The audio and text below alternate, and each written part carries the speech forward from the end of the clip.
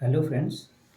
हम यूकेपीएससी के द्वारा कंडक्ट कराए गए एफआरओ एग्जामिनेशन के डिटेल्ड जो एप्टीट्यूड सेक्शन था उसका डिटेल्ड सॉल्यूशन करना हमने स्टार्ट किया था। उसके हमने एक वीडियो पहले ही अपलोड कर चुके हैं जिसमें 109 क्वेश्चन तक हम कर चुके थे। अब इसका नेक्स्ट क्वेश्चन आप स्टार्ट करेंगे जैसे 110 यानी 110वां क्वेश्चन है।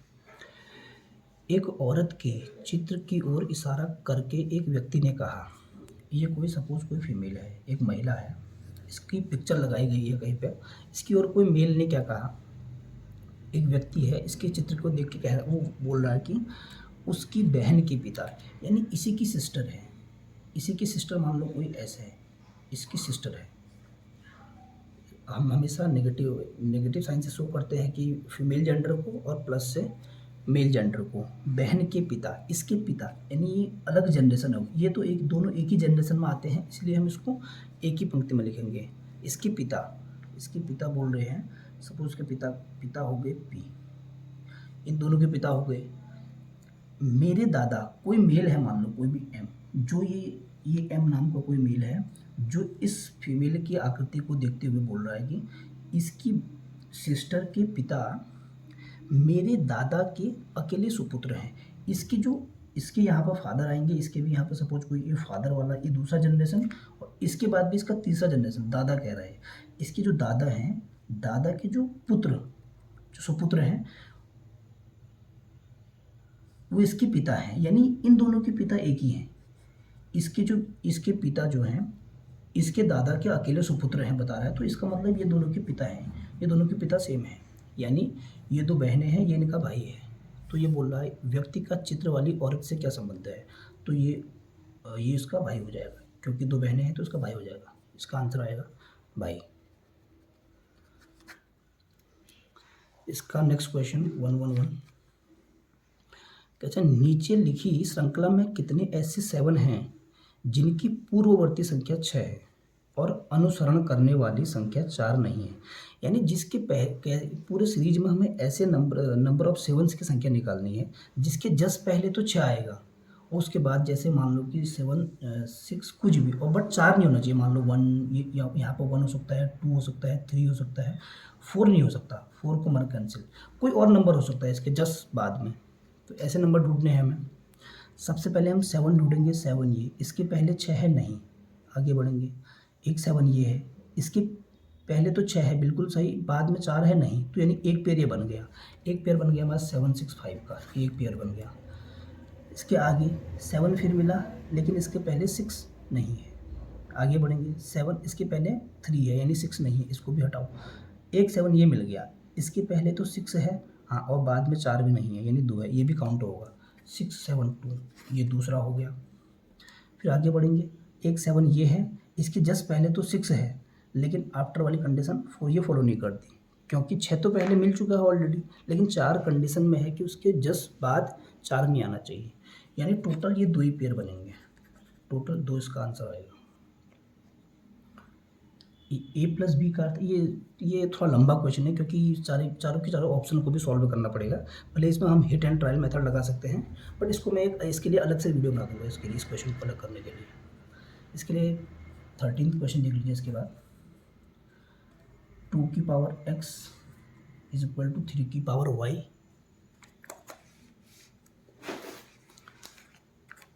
इज इक्वल टू 12 की पावर z, ये दिया हुआ है। देन हमको निकालना है 1/z माइनस 1/y, इसकी वैल्यू निकालनी है।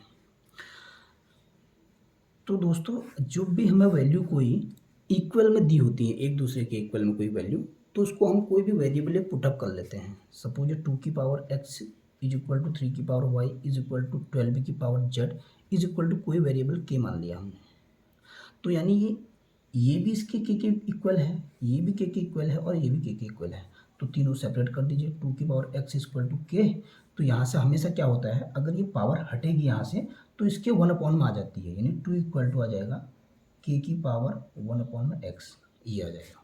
सेम कंडीशन इसके लिए, 3 की power y is equal to K, यहाँ से 3 इक्वल टू आएगा के की पावर 1/y, ये पावर में चली जाती है, 1 कोई जब इस वैल्यू को इस पर लगानी होती है तो 1 के अपॉन में इसको डाल देते हैं डायरेक्ट। सेम नेक्स्ट 12 की पावर जेड इक्वल टू के है, तो यहाँ से 12 इक्वल टू के की पावर 1 अपॉन जेड, ये हो चुका है हमारा। अब ये देखिए 12 को हम लिख सकते हैं 4 इंटू या 2 कर दीजिए, 4 इंटू 3, 2 जा 4, 3 जा 12 आ गया, इज इक्वल टू के की पावर 1 अपॉन जेड। अब हमारे पास ये दोनों वैल्यू ऑलरेडी अवेलेबल हैं। जैसे 2 की पावर 2 इक्वल टू 2 की पावर है के की पावर, ये 2 की वैल्यू है सॉरी के की पावर 1 अपॉन एक्स, ये 2 टाइम है तो उसका मल्टीप्लाई 2 से हो जाएगा ऊपर, यानी ये डायरेक्ट आ जाएगा K equal to 2 upon X into 3 की वैल्यू है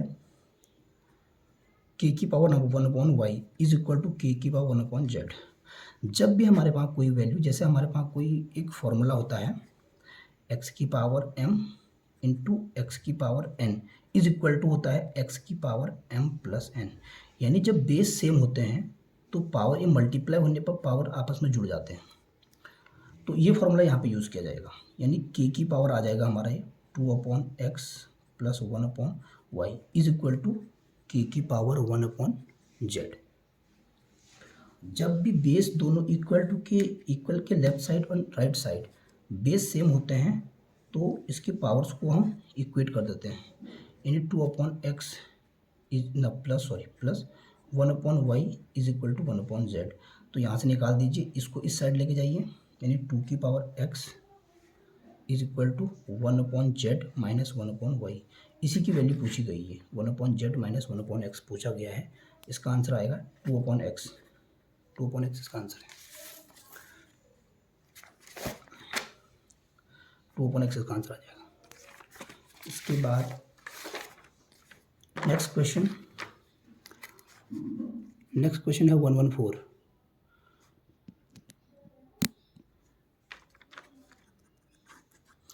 ये है ए की पावर 1 अपॉन 3 प्लस बी की पावर 1 अपॉन 3 प्लस सी की power 1 upon 3 is equal to 0। तो इसके बिहाफ पर हमें इवेल्युएट करना है A plus B plus C की क्यूब, इसकी वैल्यू निकालनी है। तो सिंपली हम इसको लिखेंगे पहले ए की पावर 1 अपॉन 3 प्लस बी की पावर 1 अपॉन 3 प्लस सी की पावर 1 अपॉन 3 इक्वल टू 0। अब एक काम कर दीजिए, दोनों टर्म्स को एक साइड, क्योंकि हमारे पास फॉर्मूला होता है ए प्लस बी का whole cube is equal to A cube plus B cube plus 3 into A B bracket में ए प्लस बी, ये फॉर्मूला होता है, ये यहाँ पर यूज़ किया जाएगा। अब कैसे देखते हैं, यहाँ से ए की पावर 1 अपॉन 3 प्लस बी की power 1 upon 3 is equal to, ये प्लस इधर जाने के बाद माइनस हो जाएगा, माइनस सी की पावर 1 अपॉन 3। अब दोनों ओर 1 अपॉन 3 है तो एक काम करते हैं, दोनों ओर क्यूब कर देते हैं, क्यूब यानी घन करने पर, ताकि क्यूब हट जाएगा, सॉरी वो क्यूब रूट हट जाएगा, 1 अपॉन 3 पावर है, दोनों ओर क्यूब यानी घन, क्यूब करने पर तो इससे हो जाएगा ए की पावर 1 अपॉन 3 प्लस बी की पावर 1 अपॉन 3 इसका cube is equal to minus c की पावर 1 अपॉन 3 इसका क्यूब हो जाएगा। तो क्यूब करने का फॉर्मूला बताया मैंने, क्या होता है ए की पावर 1 अपॉन 3, यानी पहले वाले की पावर ये 1 अपॉन 3 है, इसकी पावर 3 यानी 3 से मल्टीप्लाई हो जाएगा।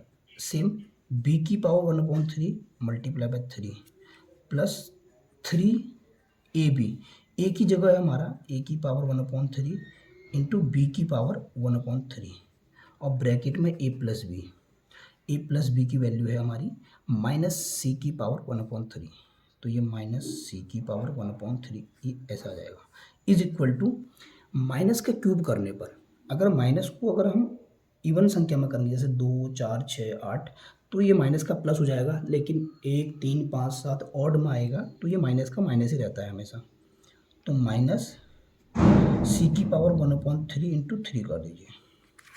अब इसमें क्या है 3 से 3 ये कैंसिल हो जाएगा, यहाँ भी कट जाएगा, ये आएगा खाली ए प्लस बी और ये जो छोड़ो ये इसको ये माइनस हो जाएगा, ये प्लस माइनस अभी माइनस हो जाएगा, माइनस 3 ए की पावर 1/3, बी की पावर 1/3, सी की power 1/3 is equal to minus का सी आ गया क्योंकि ये भी कट गया। अब इस सी को इस साइड ले आते हैं, ए प्लस बी, ये माइनस का है तो plus C is equal to, इसको इस साइड लेके जाएंगे तो ये माइनस का प्लस हो जाएगा, 3 ए की पावर 1/3, बी की पावर 1/3, सी की पावर 1/3। अब क्वेश्चन में पूछा गया है इसका क्यूब, क्वेश्चन पूछा गया हमें ए प्लस बी प्लस सी का क्यूब, तो फिर से इसका क्यूब कर दीजिए, ए प्लस बी प्लस सी का क्यूब पूछा गया है तो यहाँ भी हो जाएगा 3 ए की पावर 1/3, बी की पावर 1/3, सी की पावर 1/3, इसका क्यूब। तो क्यूब कर दे क्या होगा, 3 की पावर 3 टाइम, मतलब 3 3 जा 9, 9 3 जा 27, मतलब 27। खाली ए आ जाएगा क्योंकि 1/3 से 3 कैंसिल, 1/3 से 3 कैंसिल, 1/3 से 3 कैंसिल, तो खाली A B C, 27 A B C is the correct answer.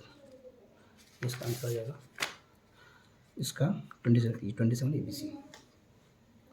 इसके बाद नेक्स्ट है, पूछा गया है कि हाँ एक 115 में पूछा गया है 14/33, 14/33, 42/55, 21/22, इसका एलसीएम लघुत्तम समापवर्तक।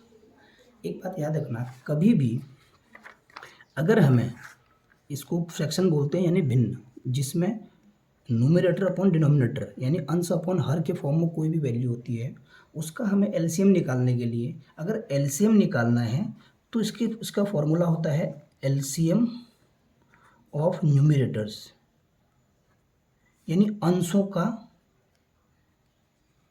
एलसीएम निकालते हैं बटे में जो नीचे हर, इसको बोलते हैं डिनोमिनेटर, डिनोमिनेटर का एचसीएफ। जब भी हमें फ्रैक्शन का एलसीएम निकालना होता है तो उसके लिए फॉर्मूला होता है, जो अंश ऊपर वाली वैल्यू होती है उनका तो एलसीएम निकालते हैं और नीचे वाली वैल्यू का एचसीएफ निकाल देते हैं, और इसका वाइस वर्सा होता है। अगर एचसीएफ पूछा होता तो ऊपर वाली वैल्यू का एचसीएफ निकालते, नीचे वाली वैल्यू का एलसीएम निकाल देते, बट हमें इसमें एलसीएम पूछा गया है। तो आप ये देखिए कि 42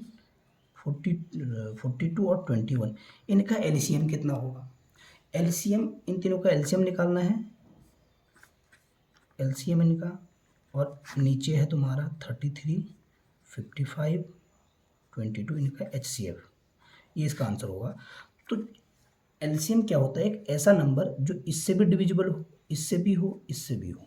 तो इसमें 42 साफ दिख रहा है, जो 42 मतलब 42 की टेबल में भी आता है, 14 की टेबल में भी आता है और 21 की टेबल में भी आता है, यानी इसका एलसीएम 42 हो जाएगा, 42 इसका एलसीएम हो जाएगा क्योंकि तीनों का मल्टीपल है। और एचसीएफ क्या होता है, वह मैक्सिमम फैक्टर, मतलब वो बड़ा से बड़ा फैक्टर होता है जिससे ये तीनों नंबर डिवाइड हो जाएंगे। तो ये क्लियरली दिख रहा है कि ये 11 का 11 इंटू 3 है, 11 इंटू 5 है, ये 11 इंटू 2 है, तो यानी 11 सब में कॉमन है तो 11 नीचे आ जाएगा। तो इस ये 42/11 यही इसका आंसर बनेगा, 42/11 यही आंसर है इसका। और फ्रेंड्स इस क्वेश्चन को मैं ऑलरेडी मैं आपको करवा चुका हूँ सेपरेट वीडियो में, कुछ नहीं, इसमें था ये 16 में से ये 6 को माइनस कर दिया, 10 आ गया, ये पहली वैल्यू ये रख दी, इन दोनों में से इसको माइनस करके 3 आया, जो नंबर आएगा उसका स्क्वायर कर दो, 3 3 जा 9 ये आएगा। सेम यहाँ भी 17 में से 13 गया तो 4 आ जाएगा, और यहाँ 51 में से 48 गया तो 3 आता है, इसका भी स्क्वायर कर दो 9, यानी 9, 49 इसका आंसर आएगा। अब नेक्स्ट क्वेश्चन है 117, 117 नंबर का क्वेश्चन। इसमें बोल रहा है कि वर्तमान में पिता और पुत्र की आयु का अनुपात 5:1 है। फादर जो है मान लो 5x, सन जो है ये खाली x है। वर्तमान में 12 वर्षों के पश्चात, अब ये मान लो कोई भी बंदा आज जो भी उसकी एज है, 12 वर्ष बाद उसकी एज जो होगी उसमें 12 और ऐड कर देंगे क्योंकि ये प्रेजेंट की वैल्यू है ये, और सेम सन की एज क्या हो जाएगी, अभी x है तो 12 साल बाद और 12 ऐड कर देंगे उसमें। उनकी आयु का रेशियो 3:1 होता है, यानी ये रेशियो मतलब बटे 3/1 हो जाता है, बता रहे हैं। तो पूछा क्या है, पिता व पुत्र की वर्तमान आयु का योग, यानी वर्तमान आयु 5x और x यानी 6x की वैल्यू पूछी है, 5x + x यानी 6x की वैल्यू पूछा गया है। यहाँ से हम x निकाल देंगे। जब भी इक्वल टू में वैल्यू होती है तो क्रॉस मल्टीप्लाई तिर्यक गुणा करते हैं, यानी ये 5x + 12 को गुणा करना है 1 से, और यहाँ 3 को x + 12 से, तो 5x × 1 5x + 12 ऐसे ही आ जाएगा। 3 × x 3x + 12 3 36। ये इसको इस साइड ले जाएंगे, 5x में से ये प्लस का है तो माइनस का हो जाएगा, -3x तो 2x बचेगा। सेम यहाँ ये 36, ये माइनस का ना सॉरी प्लस का 12 है तो यहाँ जाके माइनस का 12, तो 36 में से 12 घटाएंगे 24, तो यहाँ से x = आएगा ये 24/2, यानी x = 12। और हमें पूछा गया है 6x, दोनों की आयु का योग। 6x की वैल्यू 6 × x रख दो 12, 12 × 6 = 72, 12 × 6 = 72 ईयर्स, 72 वर्ष इसकी आयु आएगा, ये है 72 वर्ष। अब नेक्स्ट 118, इसमें लिखा गया है वंदना अपनी कार से उत्तर दिशा में 30 किलोमीटर सफ़र करती है। सपोज वंदना कोई इस पॉइंट पे है, वी इस पॉइंट पे है, उत्तर दिशा में 30 किलोमीटर, उत्तर डायरेक्शन ये है नॉर्थ, सपोज 30 गई, यू जाएगी। अब यहाँ ये इसका राइट हैंड और इस साइड इसका लेफ्ट होगा, फिर वह बाएं मुड़कर, बाएं मतलब इस साइड बाएं मुड़ेगी और कितना जाती है 40 किलोमीटर तय करती है, फिर यहाँ 40 गई। अब इसका नीचे की साइड लेफ्ट होगा, ऊपर की साइड राइट होगा, पुनः बाएं मुड़ती है, यानी फिर नीचे की ओर मुड़ती है और 30 जाती है। 30 का मतलब ये इसी लाइन पे, इसी के आसपास आएगी, ये मतलब दोनों एक हॉरिजॉन्टल लाइन में होंगे, क्योंकि यहाँ भी 30 गई थी और ये 30 उतर गई, यानी ये इनका बेस सेम होगा बिल्कुल, अब इस बेस पर आ गई है। और बता सकते हो कि ये 40, अब मैंने इन दोनों के बीच की डिस्टेंस अभी 40 किलोमीटर बची हुई है। आगे बोल रहा, अब फिर नीचे मुड़े तो इस साइड इसका लेफ्ट होगा, इस साइड राइट होगा इसका, फिर बाएं मुड़कर 50 जाती है, इधर से 50, इधर से जैसे ही निकलेगी तो अपने स्टार्टिंग पॉइंट पर तो आ चुकी होगी, तो ये डिस्टेंस कितनी है इधर की 40, तो 40 तो चली गई, 50 जाना है तो 10 और एक्स्ट्रा जाएगी, इधर 10 और जाना पड़ेगा, तब जाके ये पूरी डिस्टेंस 50 हो गई। तो पूछ रहा वह अपने प्रारंभिक स्थान से कितनी दूरी पे है, प्रारंभिक स्थान इसका ये था, कितना आगे चल गई 10, तो 10 किलोमीटर इसका आंसर, 10 किलोमीटर इसका आंसर है बिल्कुल। नेक्स्ट क्वेश्चन,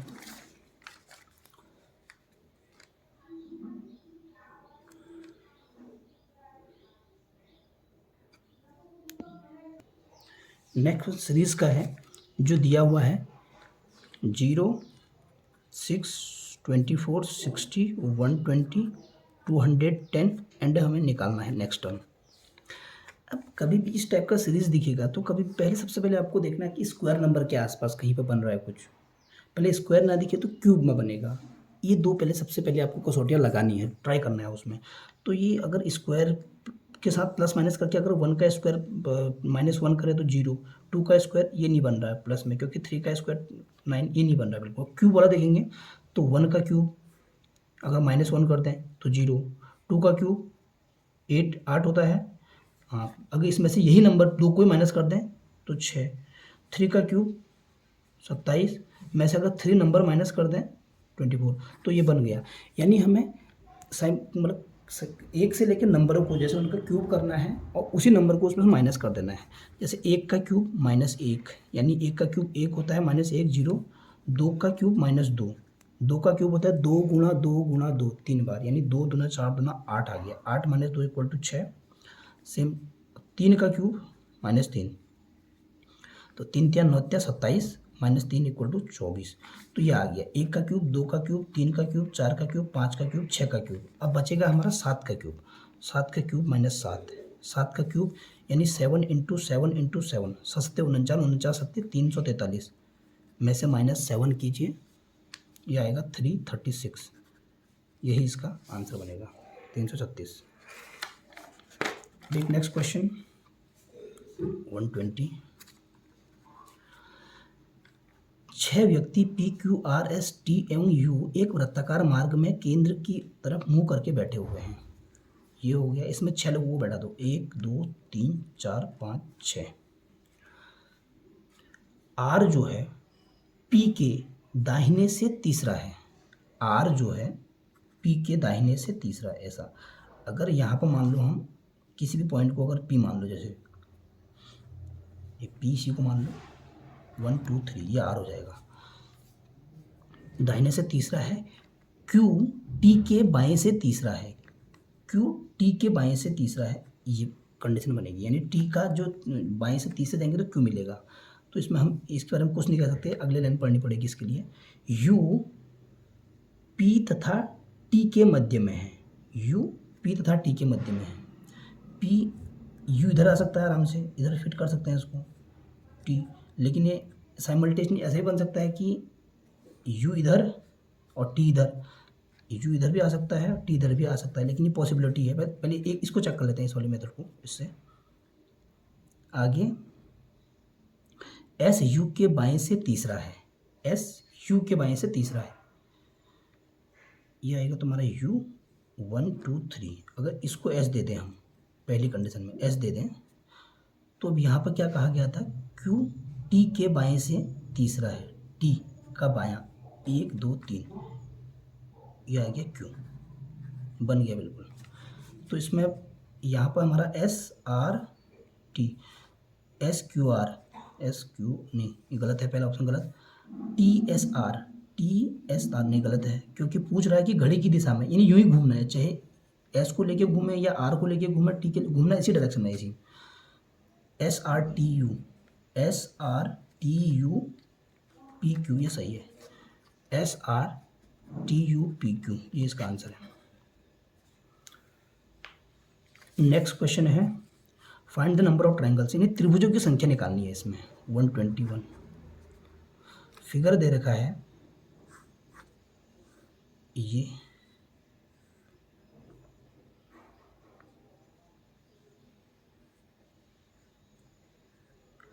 इस टाइप के क्वेश्चन में कभी भी नंबर ऑफ ट्रायंगल्स निकालना है, त्रिभुजों की संख्या।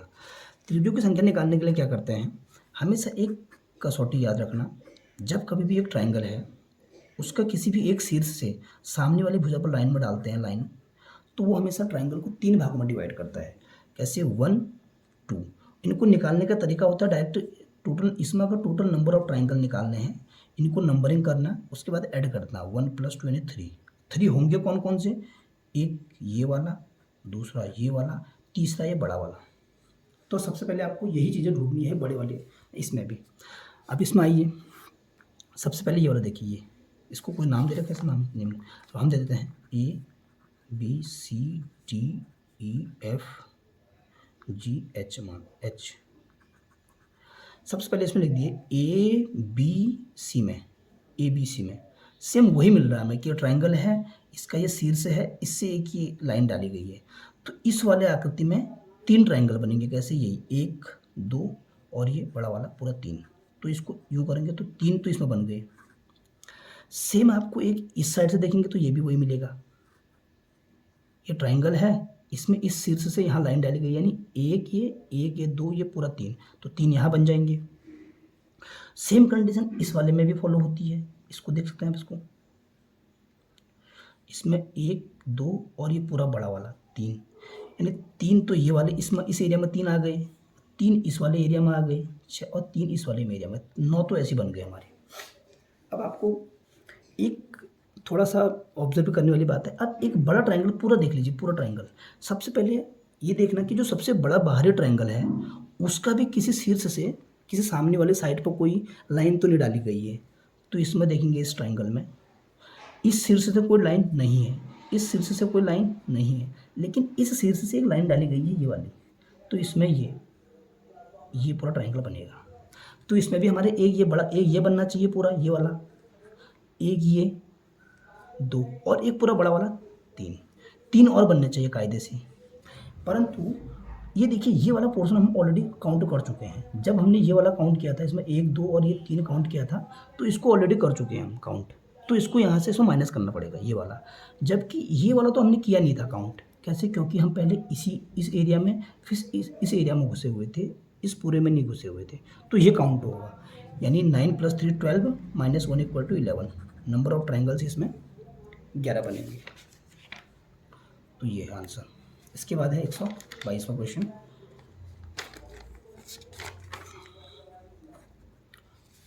122वें में है, दिया गया है कि 500 छात्रों में से उन छात्रों की संख्या दर्शाता है, दिया गया चित्र इस चित्र में, जिन्होंने 3 विभिन्न विषयों में विशिष्टता प्राप्त की है। ठीक हो गया। तो ठीक 2 विषयों में, ठीक 2 विषय कहाँ आते हैं इनमें? आप जैसे कोई भी एक को ले लो, ये भौतिक विज्ञान वाले को ले ले लो। इसमें जो ये 42 है, ये ओनली भौतिक विज्ञान को दर्शाते हैं। ये 12 जो है भौतिकी प्लस रसायन, इन दोनों एरिया में आता है, क्योंकि ये 12 को लेंगे तो इस वाले में भी कवर हो जाएगा और इस वाले में भी कवर हो जाएगा। सेम यहाँ ये 15 को देखेंगे, इस वाले में भी कवर होगा, इस वाले में भी कवर होगा। और सेम 13 जो है ये इस वाले रसायन में भी कवर होगा और भौतिकी में भी, गणित में भी कवर होगा। लेकिन जो 11 है ये तीनों में कवर होगा, ये फिजिक्स में भी, ये मैथ में भी, ये केमिस्ट्री में भी। तो हमको लेना है ओनली 2 वालों में। 2 वाले कौन कौन है? एक 12 + 15 + 13, इनको जोड़ दीजिए। 12 15 27 27 ने 40 आ गए। यानी टोटल 40 ऐसे बच्चे हैं जिनको 2 विषयों में विशिष्टता प्राप्त है। इसका परसेंटेज पूछ रहा है, प्रतिशत। 40 हैं, हमेशा की परसेंटेज निकालने के लिए क्या है, टोटल नीचे लेते हैं। टोटल हमारे पास छात्र कितने थे? 500, तो अपॉन 500 और 100 से मल्टीप्लाई कर दो, क्योंकि प्रतिशत में पूछा गया है। सो 5 से 5 = 40, 8%। इसका आंसर 8%। और फ्रेंड्स ये सीरीज़ वाला का मैं ऑलरेडी सेपरेट वीडियो बना के दे चुका हूँ। इसका आंसर log 3 मैंने 2 निकाल चुका हूँ ऑलरेडी। अब बाकी के जो क्वेश्चन भी बचे हुए हैं अभी थोड़ा हैं, लेकिन समय के अभाव के कारण वीडियो को यहीं पे समाप्त करते हैं। अगर आगे क्वेश्चनों के लिए दोबारा वीडियो बनाई जाएगी जल्दी से। Thank you.